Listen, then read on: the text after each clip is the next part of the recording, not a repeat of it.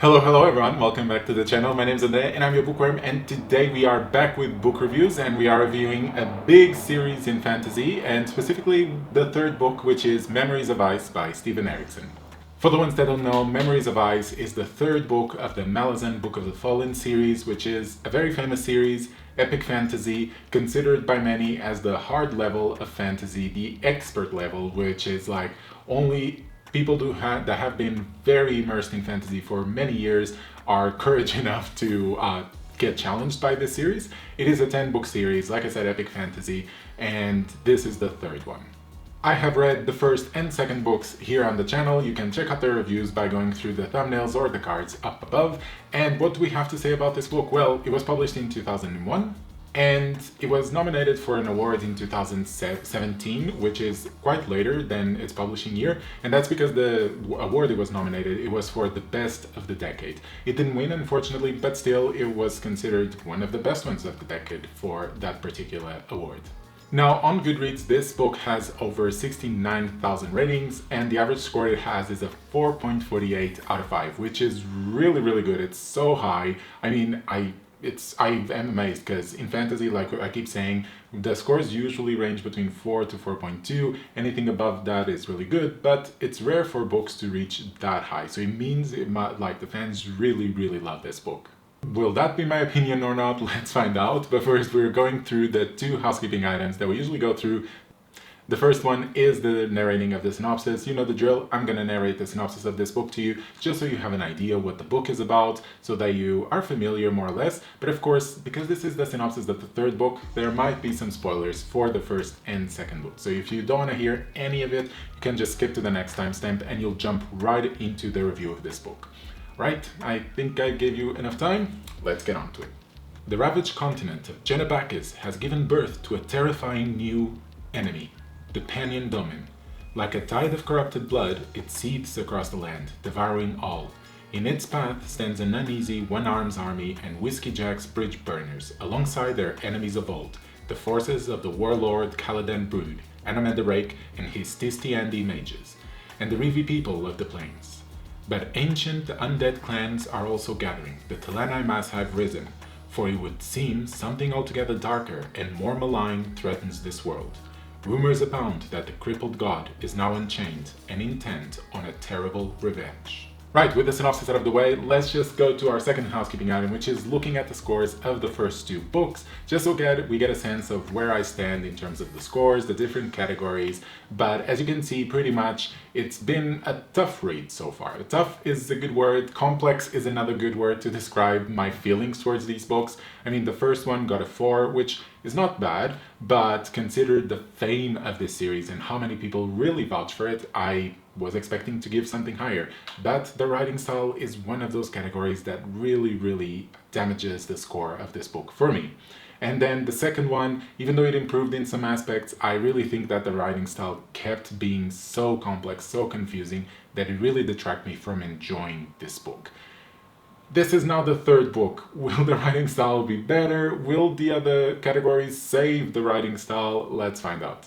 Alright, so with plot. In this book, we go back to the first continent that we were in the first book. So we do this kind of flip-flopping around, where first book we are in one continent which has the Registan, then the second book we go to this other continent that has the desert, and then third book we're back on the first continent, although not in the Registan. We explore other places. This is good in some aspects because we get to familiarize ourselves with things that we already know, and because Steven Erikson writes very complex everything, it is good to have some familiar things to anchor ourselves in. And in this story, we have our characters going from place to place. There are so many battles happening, so many armies that interact and clash with each other, and because of all the different POVs that belong to different factions, I would lie if I didn't say that it was very confusing to keep up.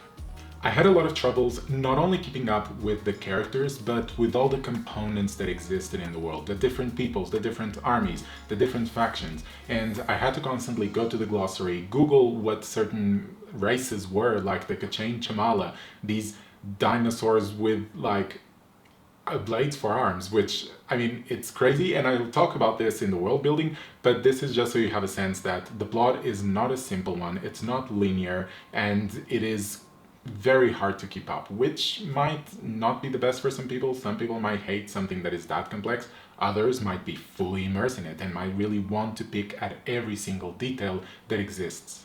But for me, I think it took me a while to understand where the plot was going, and once I was understanding, then I could be guided by it towards the end of the story. However, I wouldn't say that the plot guiding me was like some other books I've read where the plot is like a lazy river, you just float and you know that eventually you'll reach the end, but you can relax and just enjoy the ride. This was like rapids. It's like you need to be in control, you need to pay a lot of attention, you still get bumped into every single corner trying to get to the end, and you have to watch for waterfalls, otherwise you're done. So that was the kind of experience I had, which might not be the best for a lot of readers, but for me towards the end I was enjoying it. But then again, it took me really a long time to get to that state. And I think this is partially due to the writing style, which I will speak about it in its category, but I think for now, for the plot, I will give a 4 out of 5. I still think that all the plot lines in the 3 books that I've read of the Malazan Book of the Fallen are good, but they're just hyper complex, and because of that, it really makes it harder to enjoy how good of a plot it can be. Alright, so let's move on to our second category, which is characters. Now, in this book, we do follow characters that we had seen previously in the first book, like Anam and the Rake, Whiskey Jack's army, all of those, and there are some others that come from beyond, kinda, but of course you have a lot of new characters as well. This was good because we get to familiarize ourselves with new people, but also we can still anchor ourselves in the people that we know. And that was exactly what I was doing. I recognize characters and I'm like, okay, these ones, I kind of know more or less what they are about, so I can follow them more easily, try to figure out their plot line, things like that. Whereas the other ones, I had to really be paying a lot of attention and try to figure out who they were, what race they were, what were their objectives, are they using magic or not, or is this some new power that wasn't yet described. So there's this duality of knowledge between the characters. There is a problem with the characters that is related to the complexity of the book, which is there are so many different layers of peoples, cultures, races, classes, all of that, that it is hard to keep up with what each character, where they belong, and also like what their objectives are, who they are attached or linked to, and it starts kind of merging the characters into each other because they all start sounding quite similar. This is not absolute, of course. There are some characters that are really good, and I think one of the best things that Steven Erikson did in this book, which is somewhat related to the writing, is the relationship between characters. I think was explored really well, especially between a mother and a daughter that I won't go into detail, but I thought that and the theme of that was explored really well. And on top of that, I do think that some characters had really good arcs, especially towards the end. I think the arcs ended really well. I have to admit that it was only good from halfway onwards when you were really following the characters and you knew very well what they were, but I can guess that on a reread it would be a lot better because, or if you fully understood the book from the start, unlike me, I think by the end that emotional punch of what is happening to some characters would really hit you hard. Whereas for me, it wasn't really a punch, maybe more of a tap, but I still felt the emotional burden or the emotional capacity that scene had. So overall, I'm gonna give this category a 4+ out of 5, and just hopefully it improves in the next book. Alright, moving on to world building. I've been saying that the world building is super complex and there's a lot of different things and it feels like I'm always criticizing it, but I do acknowledge that world building is immense, but it's so well crafted. What do I mean by this? I mean, imagine having velociraptors with blades for arms. This is not something you see every day in fantasy. Even like in fantasy, it is rare to have a site like this.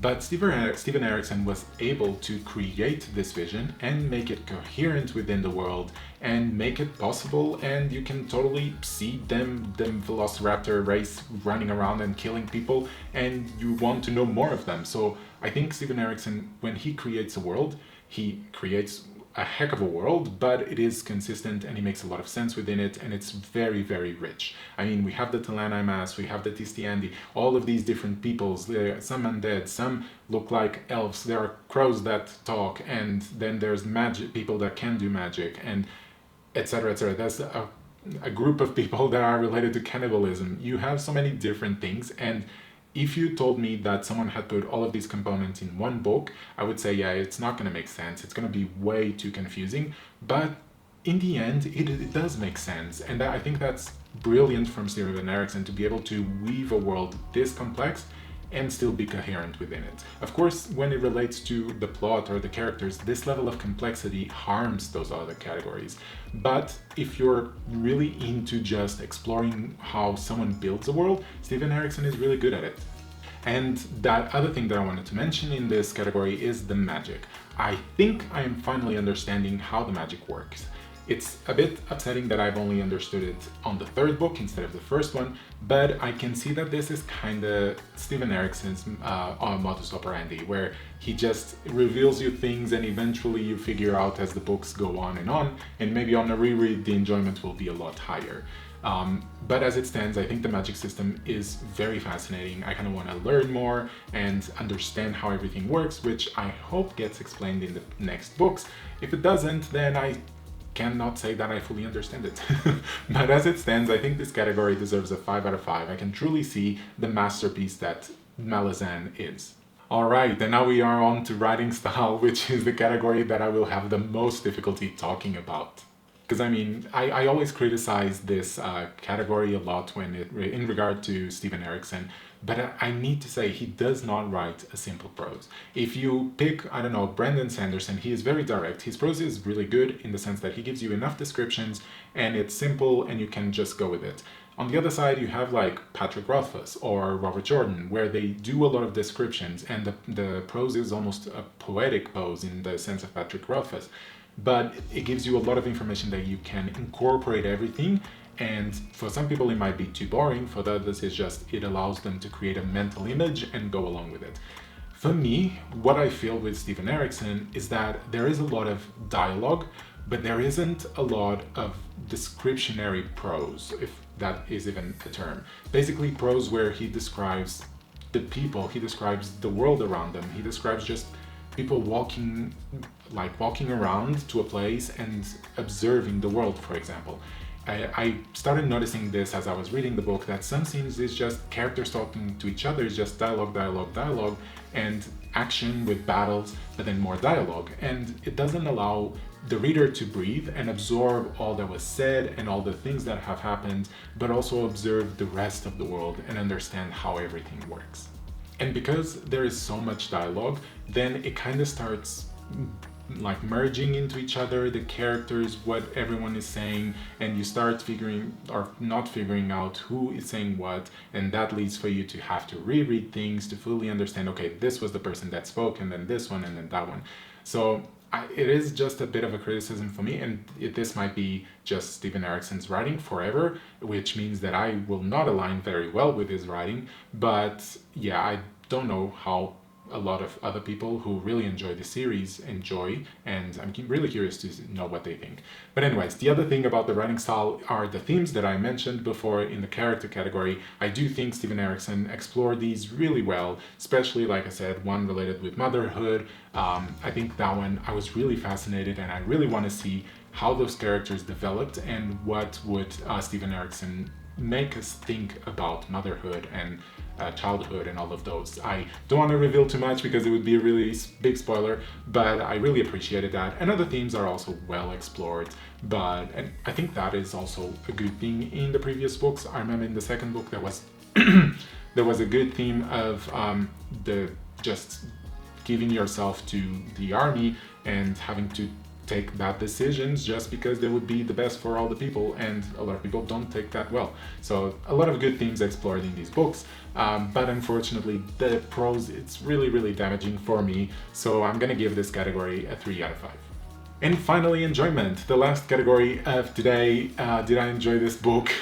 That is a very tough question to answer. At the start, no, I cannot say I was enjoying it. I was super confused. I was having to reread sections over and over again to understand what was going on. When I have to Google something, then that tells me that my enjoyment is not going to be extreme, because I have to stop the reading process to go understand something to then go back to read. So there was that issue. Once things started rolling at a better speed, once I started understanding who the races were and what the people are and who wants what, then the story started rolling better and I started enjoying it more. Towards the end, when things are resolving all the plot lines, that was also good, and my enjoyment was also at a good pace. It was never a 5, but I would say at some points it was a 4, but it wasn't that long for a 4, unfortunately. So I'm gonna have to give enjoyment a 3 out of 5. And so this leads us to the end of our review. Just as a refresher, we have 4 for plot, 4 plus for characters, 5 for world building, 3 for enjoyment, and 3 for writing style, which gives us a final score of 4 out of 5. So we're back to the same score as the first book. I mean, this one might be even a tiny bit better because we have a plus, so it could be a 4.1 out of 5, but I'll let you decide that. What matters is, basically, I think that this book is not as enjoyable as the random person on Goodreads who thinks 4.48 is what this book deserves. So if you trust those people, go ahead and read this series. If you don't, if you trust me more, I would say wait a bit longer, let me read a few more books, and then see what you think about the rest of the scores, because it is a big endeavor. 10 books is not a small series. And if you're gonna be confused for 9 out of 10 of them, is it really worth reading? And if you're not going to be fully enjoying it, it's a good question to ask. I mean, there's so many books around. You don't want to lose time reading a series simply because it is one of the biggest series in fantasy. I mean, that's literally the reason I'm reading it, but I can also provide this content for you. So I'm more than happy to do that. And yeah, I guess now I just need to ask you to comment down below. What do you think about this book? Why do you like it as much as the people on Goodreads that give an average of 4.48? What makes this book so good? Comment down below and let me know. And if you're new, don't forget to subscribe, like the content, and you shall be seeing me on Thursdays and Sundays, okay? See you soon. I need to find a new movement, something new. See you soon.